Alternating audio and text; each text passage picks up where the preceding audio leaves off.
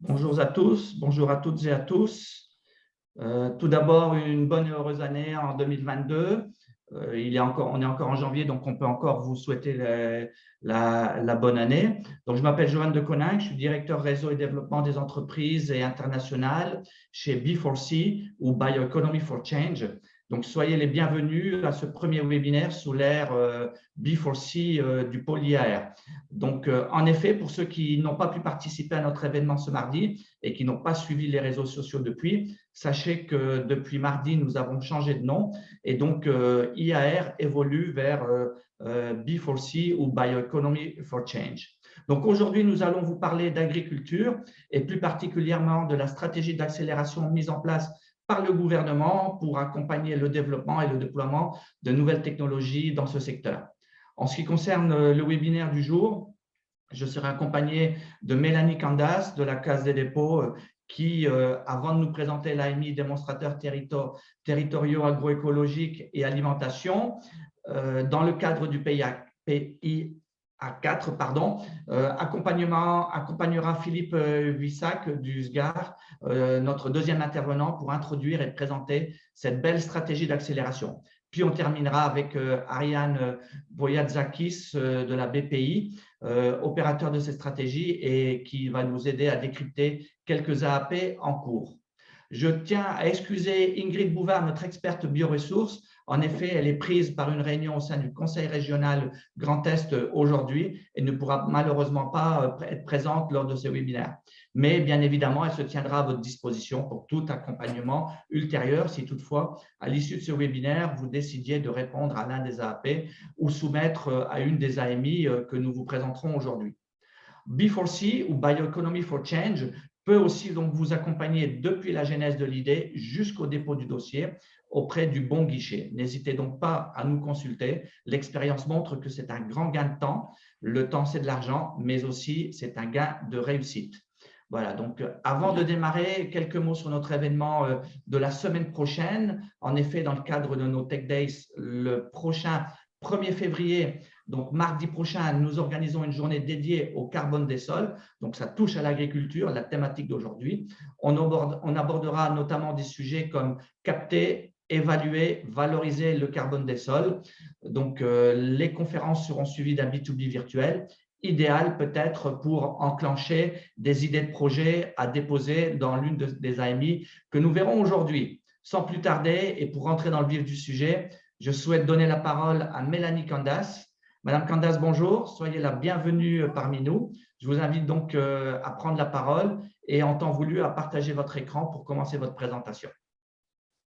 Bonjour, bonjour à tous. Merci, je vois qu'il y a beaucoup de participants. Merci de votre intérêt pour nos projets. Aujourd'hui, alors moi-même, je vais d'abord me présenter. Je suis responsable de projet PIA4 démonstrateurs territoriaux, donc agroécologie et alimentation à la Banque des territoires. Et pour cette présentation, je suis accompagnée de Philippe Vissac, alors je vais du coup corriger son intitulé de poste. Philippe Vissac, il est coordinateur pour l'un des deux axes du projet, rattaché au ministère de l'Agriculture et de l'Alimentation. Voilà, donc pour des soucis purement pratiques et techniques, ce n'est pas moi qui vais avoir le plaisir de faire défiler mon PowerPoint, mais voilà, je sais que Mme Vallée va brillamment m'aider sur ce point. Donc j'attends juste que ça se lance. L'appel à manifestation d'intérêt dont nous allons parler, alors le cahier des charges est déjà disponible, est déjà publié, hein, il a été publié à la fin du mois de décembre, et le dossier de candidature le sera tout prochainement, peut-être demain sinon lundi. Je vous donnerai dans cette présentation, je ne sais pas si vous voyez le PowerPoint, mais moi je ne le vois pas encore. Non, donc je vais très rapidement, enfin tout de suite, donner la parole à Philippe. Je vais juste vous demander d'avancer d'une slide pour vous dire de quoi on va vous parler. Voilà.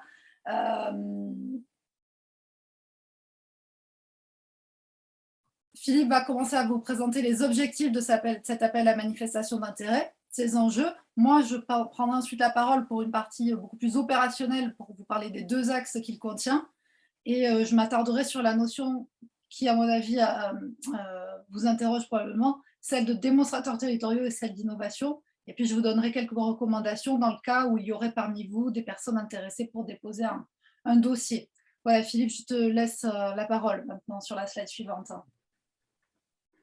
Bonjour à toutes et à tous et merci de nous accueillir au pôle IAR.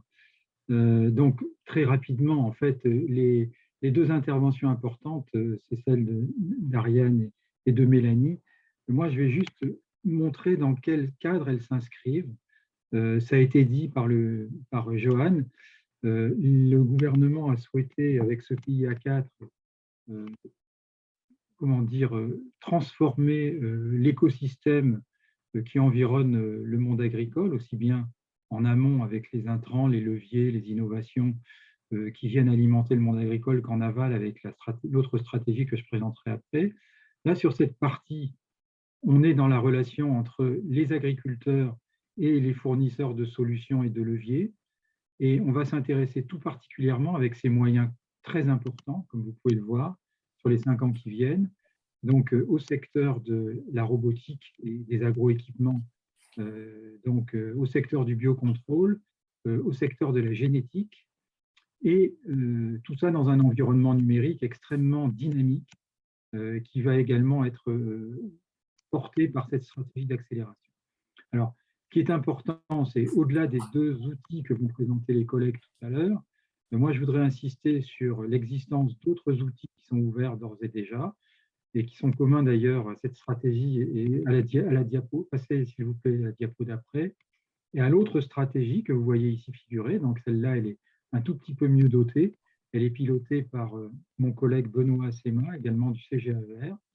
Et ce qu'elles ont en commun, ces 2 stratégies, c'est les démonstrateurs territoriaux, c'est comment dire, les aides aux entreprises innovantes, et c'est l'appel à manifestation d'intérêt sur les compétences et les métiers d'avenir. Et je voudrais insister sur ce dernier point. L'appel est lancé sur compétences et métiers d'avenir. Il faudra que vous réfléchissiez au cours des présentations de Mélanie et d'Ariane au lien que vous pourriez faire dans vos projets avec la formation, puisqu'il y a vraiment des moyens très importants qui peuvent accompagner des projets d'innovation, qui peuvent accompagner des projets de démonstrateurs territoriaux. Alors, je ne vais pas rentrer dans le détail, hein. On est dans la volonté de se projeter à 5-10 ans, et donc on est sur à la fois des actions de recherche, des actions de formation, des actions de stimulation de l'innovation, d'innovation organisationnelle avec ces démonstrateurs territoriaux dans l'esprit donc l'initiative qui avait déjà été prise par la Banque des territoires. Voilà. Diapo d'après. Alors, on va passer très rapidement ces diapos. Je pense qu'elles ne sont pas… on voulait simplement insister donc, avec Mélanie sur le fait que l'approche territoriale, elle adresse plusieurs enjeux. Vous les voyez figurer ici. Et d'une certaine façon, ce qui est important, c'est de voir comment on peut les régler localement. On ne va pas attendre des décisions planétaires. On va essayer de les internationales ou multilatérales, on va essayer de les régler localement.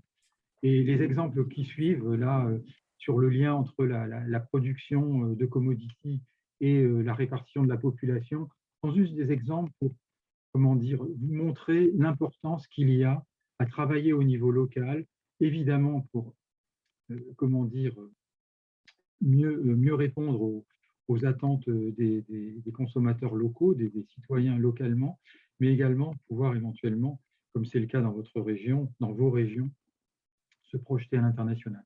Donc, on passe les diapos, là. Bon, celle-là, je ne veux pas la commenter. Je veux vraiment qu'on aille à la présentation des 2 collègues. Là, c'est juste pour illustrer, non, je reviens juste revenez juste à la précédente. Là, c'est pour illustrer que les démonstrateurs territoriaux vont porter et sur l'amont agricole et sur l'aval.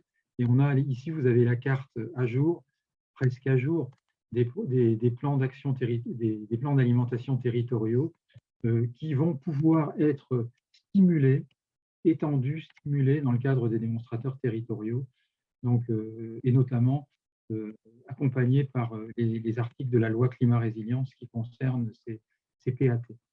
La diapo d'après, s'il vous plaît. Voilà, autre exemple, les circuits courts. Les circuits courts, typiquement, c'est voilà, les acteurs locaux qui s'organisent. Et là, vous avez les données du recensement agricole. On zoome sur les circuits courts, France entière, et vous voyez qu'on est donc sur les exploitations engagées dans les circuits courts à hauteur d'à peu près 23%. Les nombres d'exploitations a beaucoup baissé, mais vous voyez que la proportion est en augmentation. Ça veut dire qu'il se passe quelque chose et c'est juste une piste pour éventuellement susciter des projets de démonstration. La diapo d'après, s'il vous plaît. Bon, voilà, c'est toujours là, c'est plus en détail. On va pas s'apesantir sur cet exemple des circuits. Bon.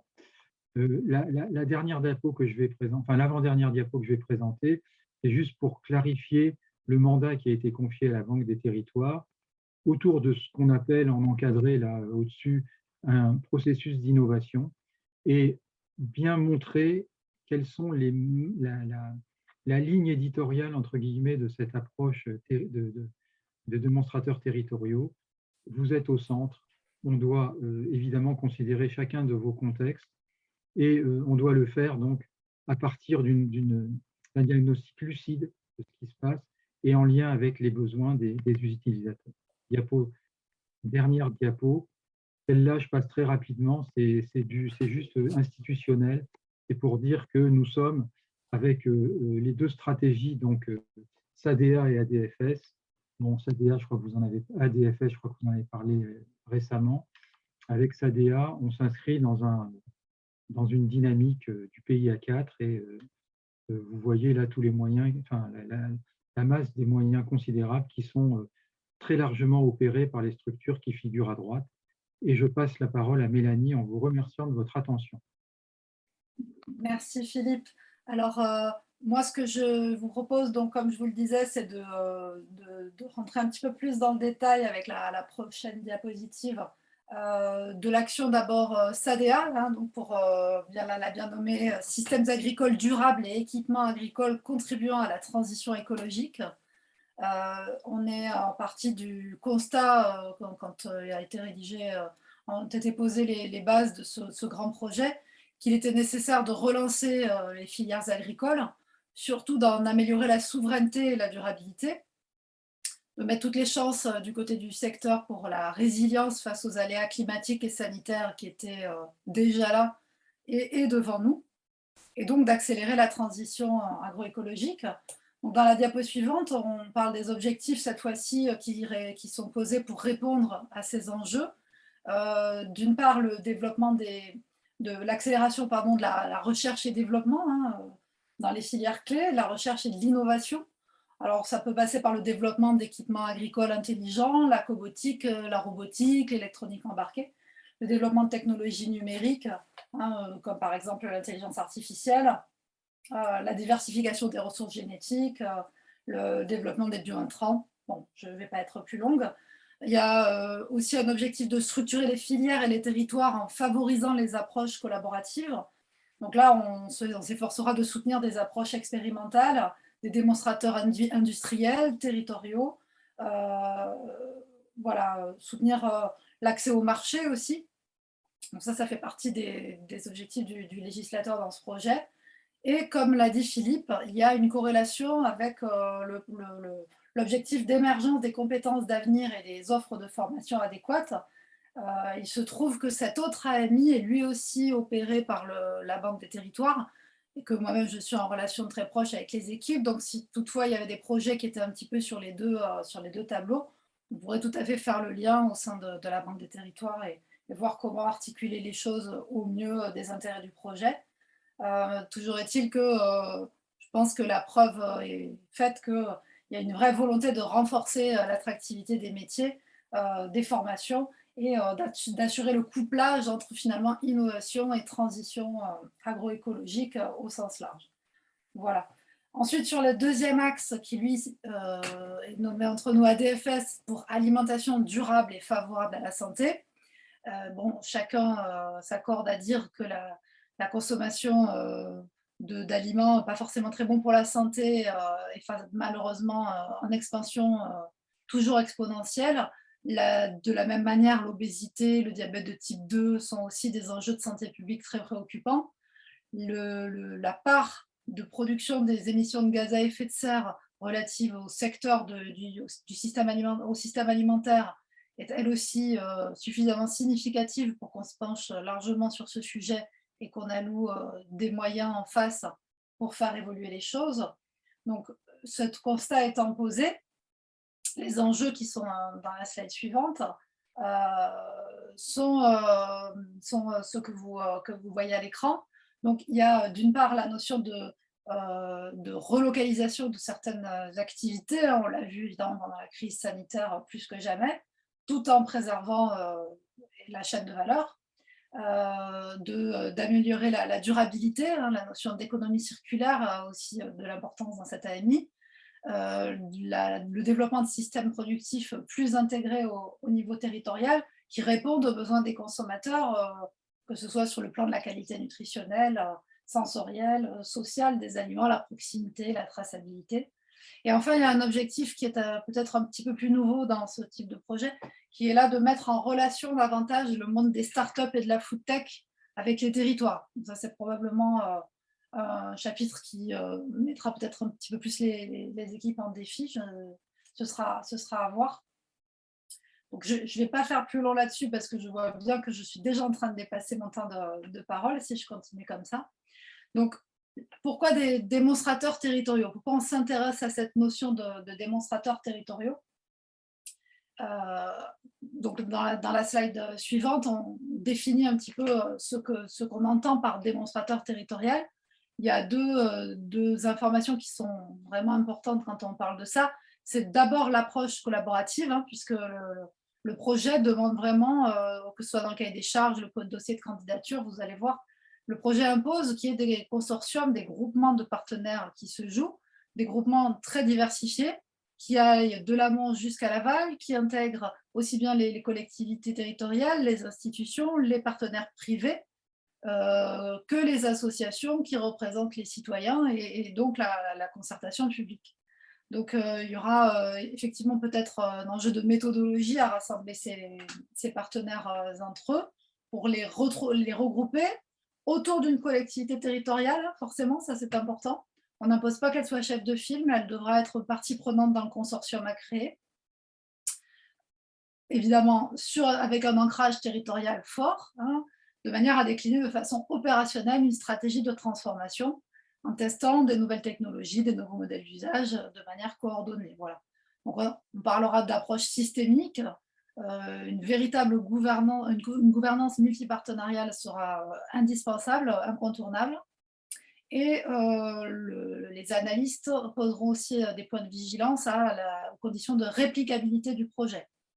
Alors, vous verrez un petit peu plus loin dans le phasage du projet que cette réplicabilité, elle ne devra pas faire sa preuve dès le dépôt du dossier, évidemment. On n'attend pas de ça des dossiers au 1er juin, mais il faudra avoir en tête que cette notion de jalon posé en vue d'une réplicabilité à venir sera très importante pour le dépôt des dossiers.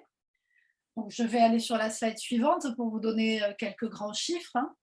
Je vous le disais, il y a un phasage en 2 temps pour cette AMI.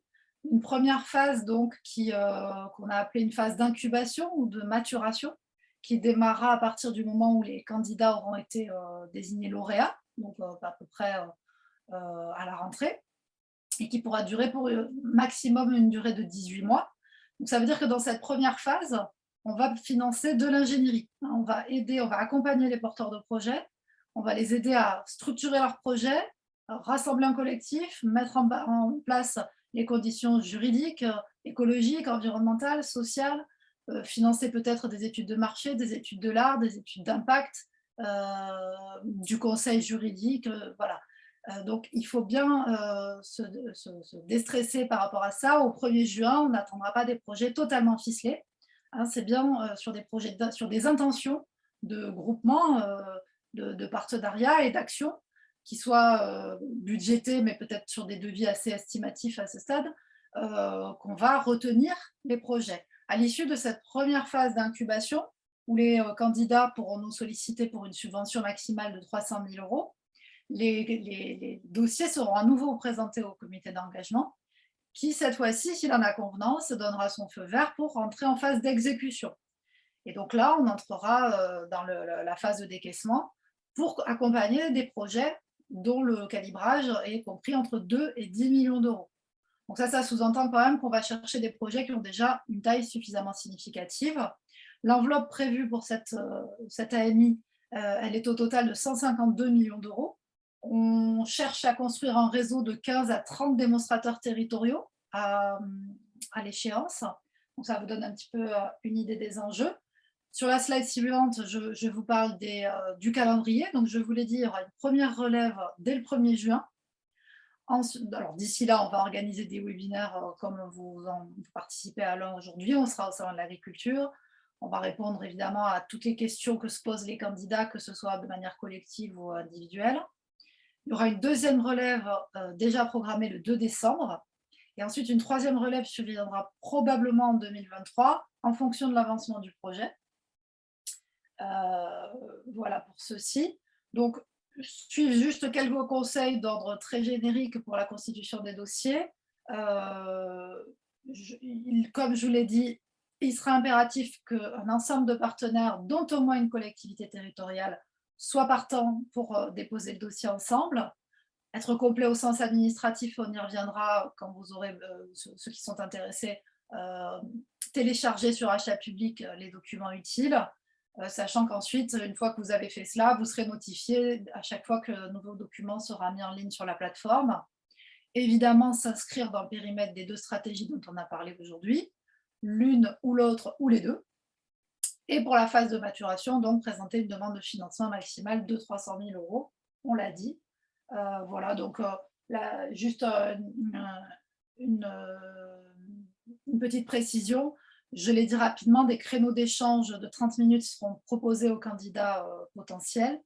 Vous verrez dans la dernière slide, il y a une adresse générique. Vous avez mon adresse dans le PowerPoint, mais il y a aussi une adresse générique qui est ouverte. Vous pouvez simplement demander à ce qu'on programme un rendez-vous par Teams. Au Salon de l'Agriculture, ce sera des modalités techniques un tout petit peu différentes, mais en tout cas, sachez que vous avez cette possibilité. Je vous remercie pour votre attention.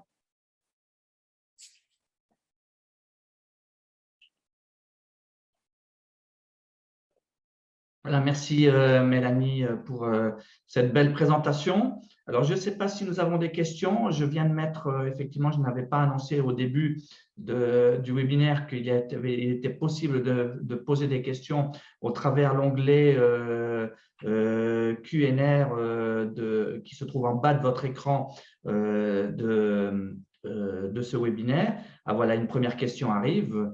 Voilà, donc une première question de Michel Dorger concernant les cultures non alimentaires, sont-elles éligibles? Oui, bien sûr, hein, on est bien sur… alors là, de facto, vous serez davantage sur l'axe 1, SADA, plutôt qu'ADFS, mais tout à fait. Parfait, parfait. Bon, je suppose que les questions arriveront au fur et à mesure que l'on avancera dans le webinaire. Donc, ce que je propose en attendant, donc, il y a une autre question qui arrive en même temps. Donc, bonjour, les montants des aides sont-elles supérieurs si nous répondons sur les 2 volets? Non. Je me doutais un petit peu de la réponse, mais bon, je me devais de vous la poser. Donc, voilà. Donc, hop, celle-là. Donc, ce que je propose maintenant, c'est d'avancer dans le webinaire. Les questions vont continuer à arriver. On fera un point peut-être à la fin de la présentation suivante. Comme ça nous permettra d'avancer dans l'ordre du jour qui nous est, je dirais, un peu compté. Donc, notre prochaine intervenante sera Ariane Boyadzakis de la BPI qui va nous proposer un petit parcours des différents AAP en cours et qui sont gérés aujourd'hui par la BPI. Donc, bonjour Ariane, comment allez-vous? J'espère que vous allez bien. Alors, est-ce qu'on a perdu Ariane? Je suis là, est-ce que vous… Ah, parce que voilà, excusez. Voilà. Je ne vous voyais plus dans mon écran, donc voilà. Donc je vous propose, eh bien voilà, l'écran est déjà partagé. Donc merci de faire votre présentation. Puis on viendra après sur les différentes questions qui commencent à arriver sur le chat. Merci Joanne, bonjour Mélanie, bonjour Philippe, bonjour à tous. Donc Ariane Voitzaki, je suis responsable du secteur agroalimentaire. Merci pour cette invitation à Bioeconomy for Change, c'est bien ça? C'est bien, Donc, je c'est vais vous bien. présenter- Le nom commence à rentrer, c'est bien ça. Je me suis entraînée. Donc, le premier appel à projet que je vais vous présenter, c'est Innover pour la transition agroécologique, donc, dont nous sommes opérateurs donc, dans le cadre du programme des investissements d'avenir. Alors, quels sont les critères d'éligibilité? D'abord, au niveau des porteurs, ce sont soit des projets individuels, donc portés par une entreprise, quelle que soit sa taille, PME ou grande entreprise, soit des projets collaboratifs qui associent donc une entreprise avec une autre entreprise ou une association ou une collectivité ou un institut de recherche. Mais dans un projet collaboratif, il faut qu'il y ait au moins une PME ou une ETI. Donc, PME, c'est moins de 250 salariés, ETI, c'est moins de 5000 salariés. Au niveau de l'innovation, du TRL, donc on a des projets qui doivent démarrer à des TRL de 3 à 6, donc avoir fait déjà une faisabilité, une preuve de concept en amont, et un TRL de fin de projet entre 7 et 9, donc jusqu'au démonstrateur avant la commercialisation. Donc, vous pouvez vous faire labelliser votre projet par un pôle de compétitivité. Ce n'est pas obligatoire, mais c'est recommandé, puisqu'on vous l'a dit, les pôles sont là pour vous accompagner dans le montage de votre projet. Donc, n'hésitez pas à les contacter. Le budget des projets pour les projets individuels, donc monopartenaires, doit débuter à 500 000 € et pour les projets collaboratifs, un minimum de 2 millions d'euros est attendu. Sur des durées qui peuvent aller pour les projets monopartenaires de 18 mois à 48 mois et pour des projets collaboratifs de 3 à 5 ans. Donc, c'est des durées qui peuvent être relativement longues, d'où les budgets aussi conséquents. Alors, les thématiques de cet appel à projet, ce sont d'abord les équipements agricoles, après tout ce qui est nouveaux intrants pour remplacer les intrants fossiles ou de synthèse par des solutions d'agroécologie et le développement de nouvelles ressources génétiques. Donc, les projets doivent répondre à des impératifs de l'agroécologie, de la réduction des gaz à effet de serre, de l'adaptation au changement climatique, de la gestion des aléas. Ce n'est pas bien sûr cumulatif, mais on attend un impact écologique en termes d'agroécologie pour les projets qui sont soumis. Les critères de sélection, c'est d'abord sur le caractère innovant du projet, puis sur les retombées économiques du projet, donc quel chiffre d'affaires prévisionnel du projet, quelle création d'emplois, tout ça, ça sera étudié pour chacun des projets. La capacité de la structure à porter le projet, donc la situation financière et l'équilibre du plan de financement sur la durée du projet. Des critères de performance environnementale et d'impact sociétal sont aussi demandés aux porteurs pour, de manière la plus précise possible, de chiffrer l'impact du projet. Et enfin, la contribution au renforcement de la souveraineté du système alimentaire et agricole sera aussi un critère de sélection. Donc, les dépenses éligibles, ce sont les dépenses internes de R&D, la sous-traitance qui devra, dans la mesure du possible, être limitée à 30% du budget, la contribution aux amortissements de tous les dépenses d'investissement que vous aurez, et y compris aussi le coût des prototypes de R&D, et tout autre frais annexes, frais de mission, achat de consommables, études de propriété intellectuelle, études de marché. Donc, les taux d'aide varient en fonction de la taille des entreprises. Petite entreprise, moins de 50 salariés, entreprise moyenne, moins de 250 salariés et grande entreprise. Et varient aussi en fonction de la nature des dépenses, c'est-à-dire si vous êtes en recherche industrielle, c'est-à-dire dans des phases amont de R&D pour l'acquisition de connaissances, vous avez des taux qui sont plus élevés. Et si vous êtes plutôt aval, c'est-à-dire plutôt en développement expérimental, en phase d'expérimentation sur le terrain, vous avez ces taux-là qui sont encore majorés dans le cadre d'une collaboration, dans le cadre d'un consortium de recherche.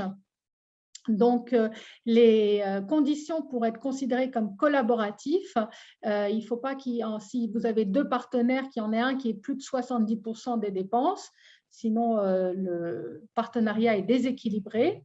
Je vous ai dit qu'il fallait qu'il y ait une PME ou une ETI dans le consortium. Et on peut aussi avoir une entreprise et un organisme de recherche comme configuration de projet collaboratif. Ce n'est pas obligatoire d'avoir un organisme de recherche, mais vous pouvez vous associer à des compétences pointues et les instituts de recherche doivent avoir au moins 10% des dépenses éligibles pour être considérés comme partenaires. Les organismes de recherche, justement, sont financés soit à 100% des coûts marginaux, c'est-à-dire hors CDI, soit à 50% des coûts complets, donc la totalité du projet est financée à 50%. Et les collectivités locales sont financées à 50% des coûts. Les dépenses sont considérées comme éligibles à compter du lendemain du dépôt du dossier complet et après la date de clôture de chaque relève. Donc, les modalités de financement, c'est un mix de subventions et d'avances récupérables, jusqu'à 75% de subventions si vous avez des dépenses majoritairement de recherche industrielle, des dépenses donc d'acquisition de connaissances, le reste étant de l'avance récupérable en cas de succès, soit si vous êtes majoritairement en développement expérimental, la subvention peut atteindre jusqu'à 60%. Donc, comment ça se passe avec BPI France? Donc, si votre dossier est accepté par l'État, on contractualise avec vous, on verse l'aide aux différentes étapes clés en fonction de l'avancement de votre projet, et éventuellement en fonction de l'avancée des levées de fonds, puisque notamment pour les startups, enfin la règle générale, c'est 1 € d'aide pour 1 € de fonds propres. Donc, on évalue l'équivalence entre l'aide et les fonds propres à chaque étape clé du projet, lors de réunions de suivi et de reporting, où notamment on suit les indicateurs d'impact du projet. Et l'avance récupérable est remboursée en cas de succès technique et ou commercial, c'est-à-dire si votre projet atteint son marché, vous remboursez, et si c'est un échec, tout est transformé en subvention, ce que l'on ne souhaite pas, bien sûr. Donc, si vous êtes amené à rembourser cette avance récupérable en cas de succès, vous avez un différé de 2 ans.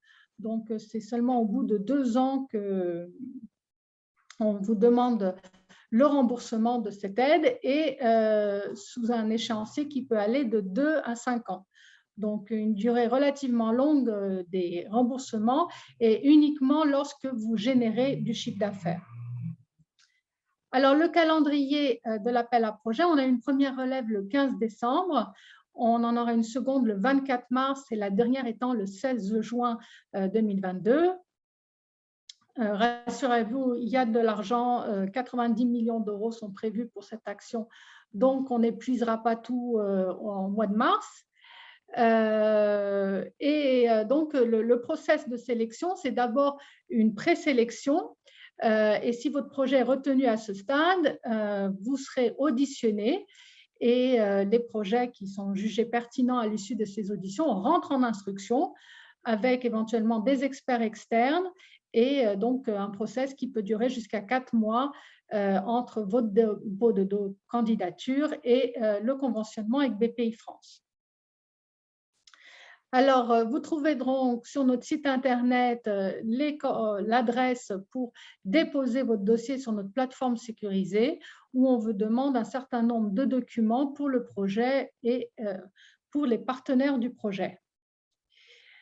Donc, on a mis en place une adresse mail où vous pourrez poser toutes vos questions, n'hésitez pas. Et je passe tout de suite à l'appel à projet des pré-séries liées aux équipements agricoles, qui est le petit frère de l'appel à projet agroécologie, où en fait la différence, c'est qu'on a uniquement des projets individuels, donc pas de consortium de recherche, mais toujours des projets portés par des entreprises, quelle que soit leur taille. On est sur l'expérimentation en pré-série des agroéquipements, donc on est sur des TRL d'arrivée relativement élevés de 7 à 9, toujours en optionnel, mais fortement recommandé la labellisation pour un pôle de compétitivité, et des dépenses qui peuvent aller de 200 000 à 3 millions d'euros et des durées de projet de 12 à 36 mois, pour prendre en compte donc les campagnes agricoles d'expérimentation sur éventuellement 3 ans. Alors, on attend des projets de robotique agricole mobile, des projets d'agroéquipement intégrant des fonctions automatisées et ou intelligentes, et des projets de technologie automatisée et ou intelligente à destination des équipements agricoles, de l'agriculture et de l'élevage, ou encore d'autres projets d'innovation technologique liés au matériel et équipements agricoles. Donc, ces différentes typologies de projets sont éligibles. Et donc, il s'agit de réaliser sur le terrain ces pré-séries de machines fixes ou mobiles, éventuellement avec des partenaires qui peuvent être des exploitations agricoles, des établissements d'enseignement agricole, des instituts techniques, des unités ou des fermes expérimentales, donc dont les dépenses pourraient être mises en sous-traitance pour une ou plusieurs cultures, et donc sur 1 à 3 ans de campagne agricole. Donc, les critères de sélection, c'est à peu près les mêmes, caractère innovant, retombées économiques, structure financière du porteur, critères de performance environnementale et impact sociétal, et également comme objectif le respect de la réglementation. On est mentionné tout ce qui concerne la data, tout ce qui concerne la directive machine. Il faut montrer que dans le cadre du projet, les études qui seront menées viseront à répondre aux exigences réglementaires in fine à l'issue du projet en phase de commercialisation. Donc, pour des pré-séries, on est uniquement en développement expérimental avec ces taux d'aide qui s'affichent et une aide qui sera 60% en subvention, 40% en avance récupérable en cas de succès selon les mêmes modalités de suivi, les mêmes types de dépenses. Et encore une fois, les dépenses sont éligibles après la clôture de la relève si le dossier est complet et si, bien sûr, vous avez un accord de financement. Toutes ces dépenses-là seront financées. Toujours notre plateforme de dépôt sécurisée, les documents qui sont demandés et notre adresse mail pour poser vos questions. Et donc, les relèves, la première aura lieu le 16 février, la deuxième le 31 mai et la dernière le 5 octobre 2022. Et je finis juste pour vous dire que vous avez aussi une aide à la faisabilité que vous pouvez solliciter auprès de nos directions régionales. Vous trouverez toutes nos coordonnées sur notre site Internet. C'est une aide dans le cadre de notre partenariat avec le ministère de l'Agriculture. Ce n'est pas un appel à projet, c'est ouvert à toute entreprise de moins de 1000 salariés et c'est une subvention jusqu'à 50 000 € qui justement va vous permettre de financer toutes les étapes de faisabilité préalables éventuellement au dépôt d'un dossier dans le cadre du programme des investissements d'avenir. Et je vous remercie de votre attention. Merci beaucoup, Ariane. Oui, il y a quelques questions. Là, ça a bien monté pendant les différentes présentations. Donc, je vais les reprendre un peu une à une. Et puis, vu qu'on a le temps d'y répondre, puis ça prouve aussi l'intérêt des participants par rapport à ce que vous avez présenté.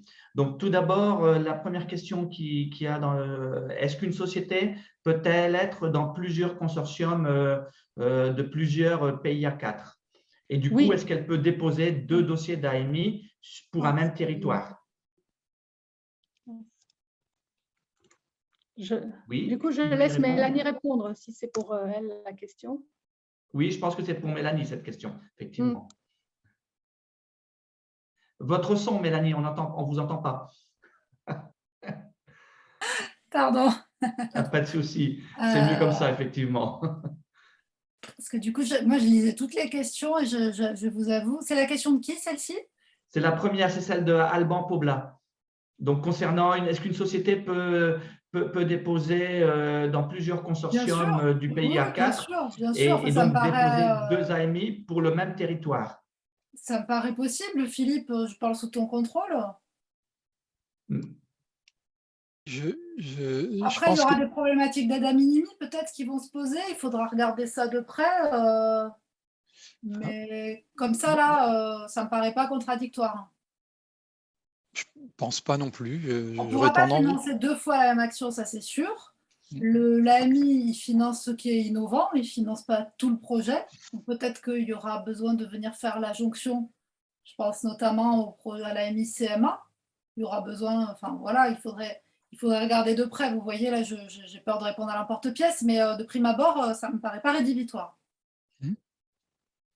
Alors, il y a une autre question de manière qui revient, qui est un peu similaire à celle que l'on vient de voir là, mais qui concerne plutôt l'AMI démonstrateurs territoriaux. Donc, toujours pour un projet, cette fois-ci interrégional, Nouvelle-Aquitaine et Occitanie, par exemple, est-il éligible? Alors, on ne demande pas à ce que les territoires dont on parle soient des territoires administratifs. Ça, je pense que c'est important de l'avoir en tête. Pourquoi pas imaginer un projet interrégional? Voilà, donc c'est le cas apparemment de Raphaël Gou-Grosset. Donc voilà, donc vous avez votre réponse, vous pouvez tout à fait répondre malgré le caractère interrégional de votre projet. Du moment que le territoire évoqué, j'imagine, voilà, peut-être un territoire limitrophe, présente une cohérence territoriale sur tel ou tel thème. Enfin, voilà, j'imagine, mais effectivement. il faut le justifier. Mais oui, il n'y a pas d'obligation de coller à la carte administrative de la France. Alors, est-ce que des projets transversaux dont l'objectif est d'accompagner la transition agroécologique au travers du partage de connaissances seront considérés aussi?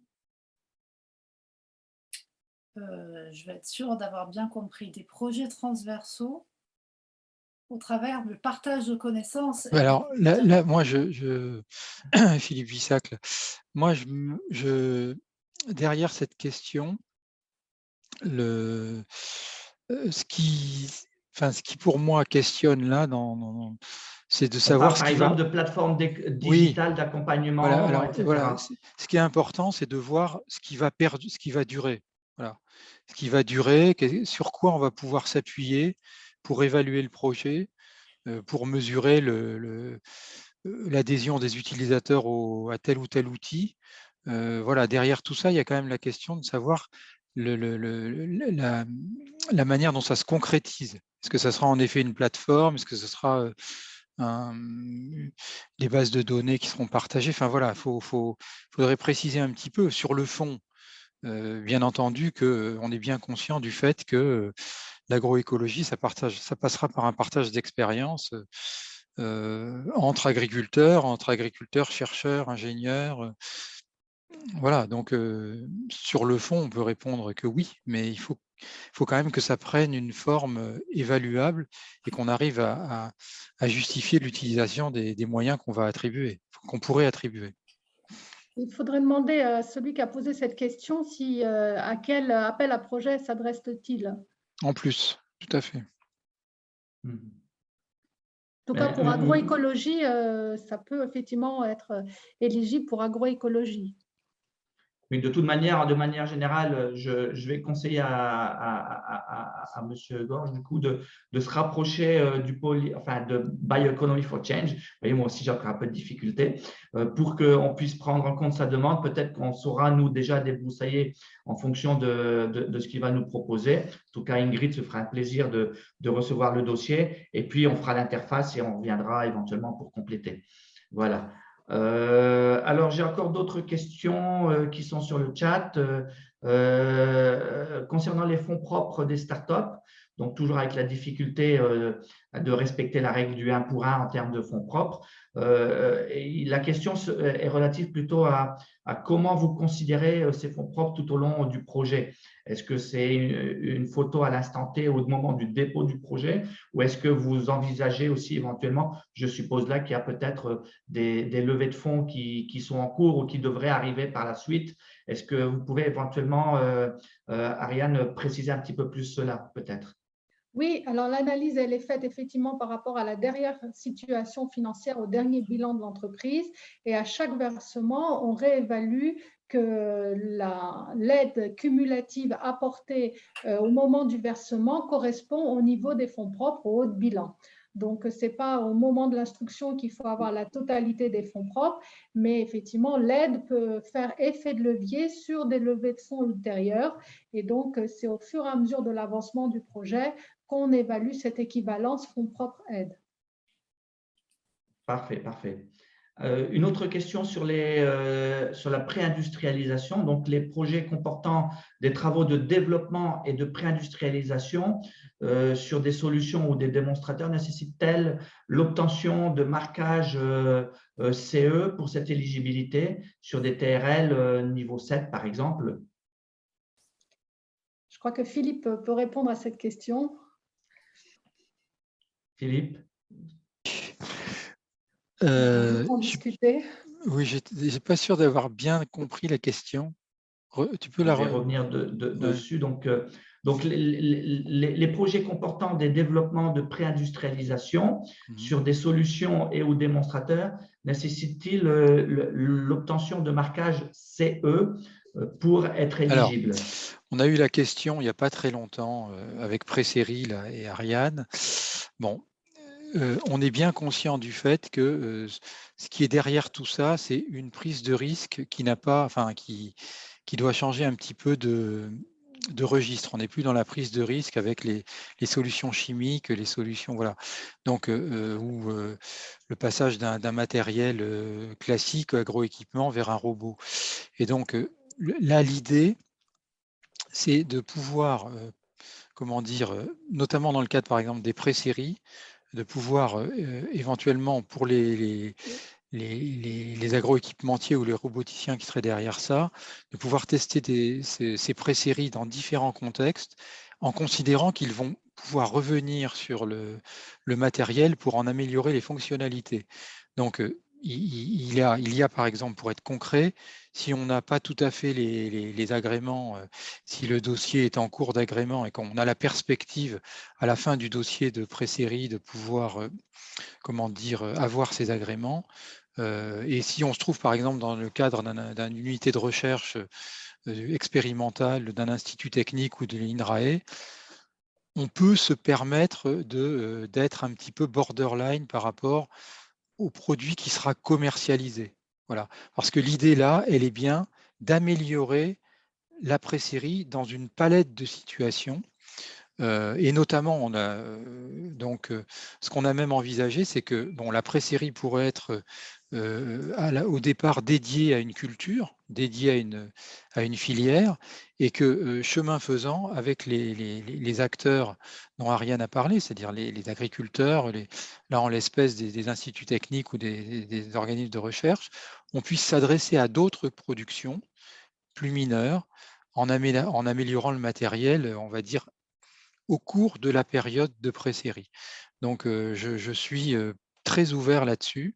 Je pense qu'il faut regarder les dossiers. On ne va pas vous demander, on va pas mettre des robots sur l'autoroute, hein, c'est clair, mais on peut regarder des projets pour des matériels qui ne seraient pas, on va dire, à la fin d'un processus de normalisation. J'ai une question. Juste effectivement pour compléter la réponse très précise de Philippe, mais de manière générale, donc sur les aspects réglementaires, que ce soit produits phytosanitaires, biocontrôle, agroéquipement, donc il ne vous est pas demandé au moment du dépôt d'avoir une autorisation. Bien entendu, on est dans le champ de la R&D, mais on va financer toutes les études scientifiques, techniques qui permettront à la fin pour vous de déposer un dossier d'agrément réglementaire.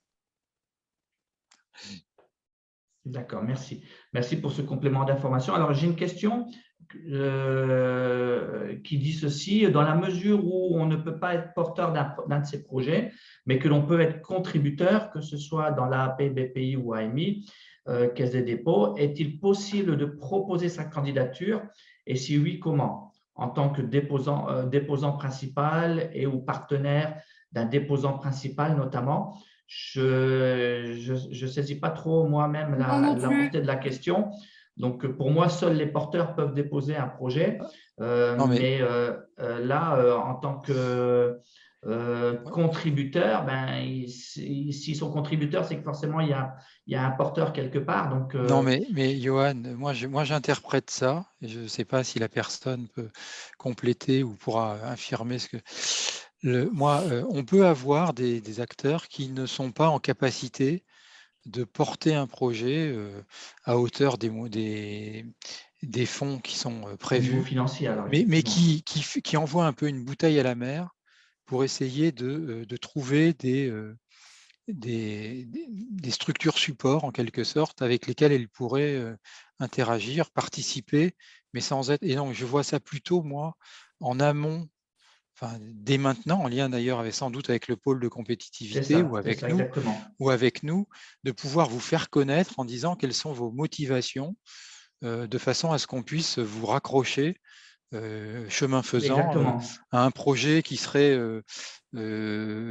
sur votre zone d'action. Voilà, donc je le vois comme Effectivement, ça. vu sous cet angle-là, effectivement, les pôles de compétitivité, en l'occurrence By Economy for Change, on Voilà, est tout à fait à même de recevoir l'idée et d'aider à structurer un consortium avec un porteur qui, lui, pourra éventuellement déposer le voilà, dossier le moment venu, quoi, en fait, tout à fait. effectivement.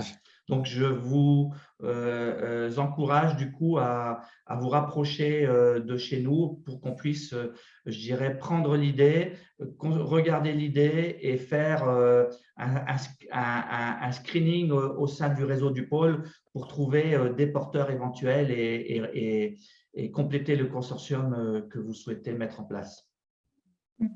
Vous pouvez être soit partenaire, soit sous-traitant, éventuellement Voilà. d'un autre partenaire. Est-ce qu'il y a une corrélation, voire suite logique, AAP Innové pour la transition agroécologique de BPI France et l'AMI PIA 4, démonstrateurs territoriaux agroécologiques et alimentation? Enfin, mes collègues pourront compléter, mais en effet, il y a une suite logique, c'est-à-dire que avec les outils de BPI, un acteur va s'évertuer à démontrer l'intérêt d'un levier innovant. Il est spécialiste des agroéquipements, du biocontrôle, de semences ou du numérique, des OAD. Donc, dans ce cadre-là, il va pouvoir monter un projet avec BPI.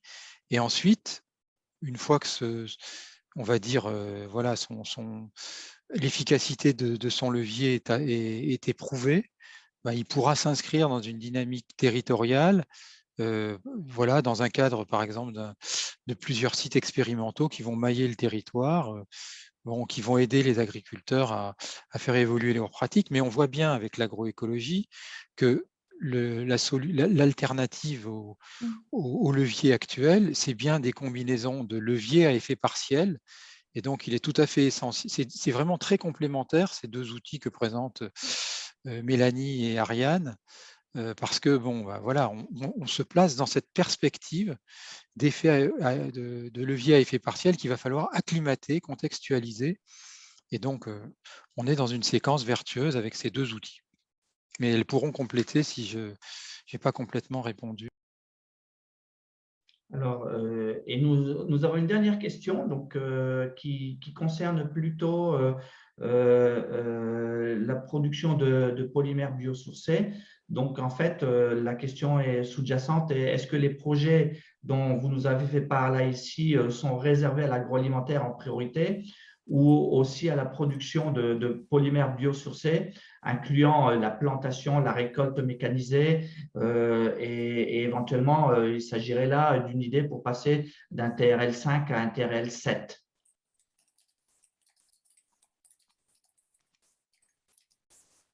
que Mélanie a répondu tout à l'heure en disant que,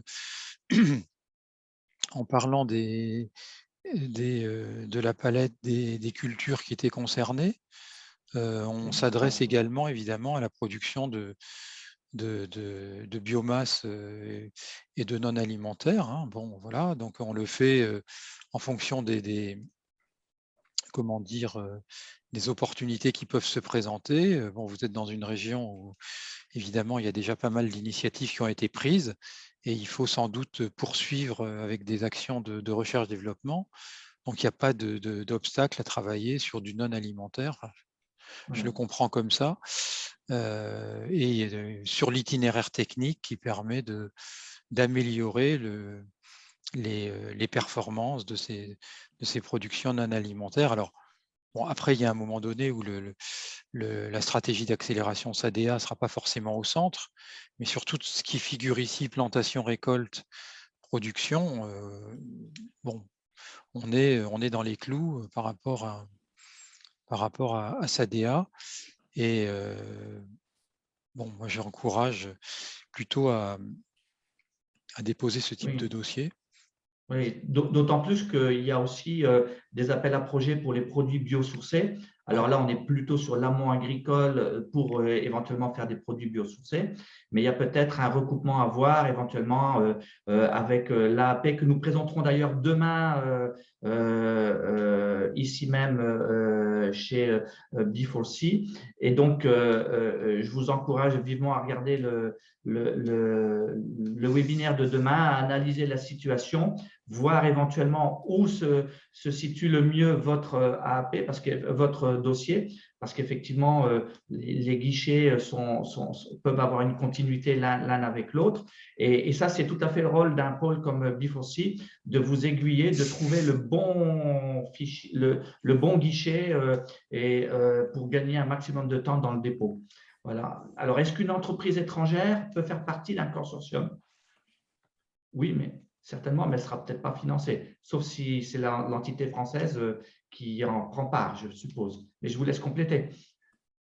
Exactement, Joanne, vous avez bien répondu. Seules les entités qui sont immatriculées en France sont financées par les aides du PIA, mais un partenaire étranger peut néanmoins faire partie d'un consortium sans être financé. Et peut-être Mélanie veut compléter ma réponse. Eh bien, je suppose que ce doit être les mêmes conditions qui s'appliquent pour nous, mais je vous avoue que je n'ai pas encore vu le cas. Philippe, est-ce que tu sais si sur…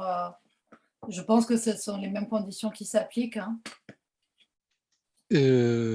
Si on veut être très rigoureux, on va dire qu'on va regarder côté démonstrateurs territoriaux, mais en effet, pour moi, c'est les règles que donc Ariane a exposées qui doivent qui portent sur l'ensemble des actions des programmes d'investissement d'avenir. En tout cas, moi, ça semblerait assez logique qu'il en soit ainsi. Mais on va quand même vérifier, et si jamais il y avait une subtilité qui nous échappe, on vous le ferait savoir par le pôle. Voilà, merci beaucoup. Donc, je vérifie dans le chat, parce que j'ai vu qu'il y avait aussi un petit peu dans le chat des gens qui avaient éventuellement peut-être mis des questions.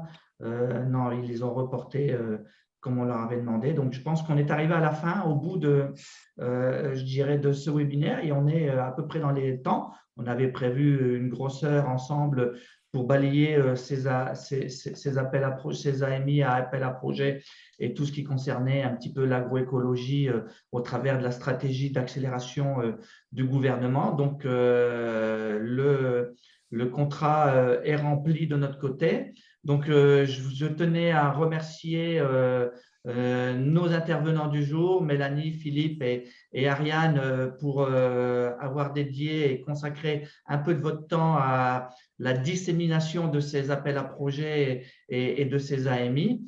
Et nous, chez B4C, on se tient bien évidemment à votre disposition pour recueillir vos velléités à répondre, vous accompagner, hein, comme l'a dit cette personne qui est en recherche éventuellement d'un porteur. C'est le rôle d'un pôle de compétitivité aussi que de vous accompagner dans la la genèse du consortium et vous aider à répondre à ces AAP. L'expérience montre que les taux de réussite sont plus importants quand vous passez par un pôle de compétitivité que si vous y allez seul. Donc, une dernière fois, je vais dire merci à tout le monde et pour conclure, je souhaiterais simplement que vous encourager à participer à ces opportunités de financement et on sera à vos côtés donc, pour vous accompagner. Merci à tous, bonne journée, bonne fin d'après-midi, au revoir. Merci. Au revoir. Au revoir, merci. Merci.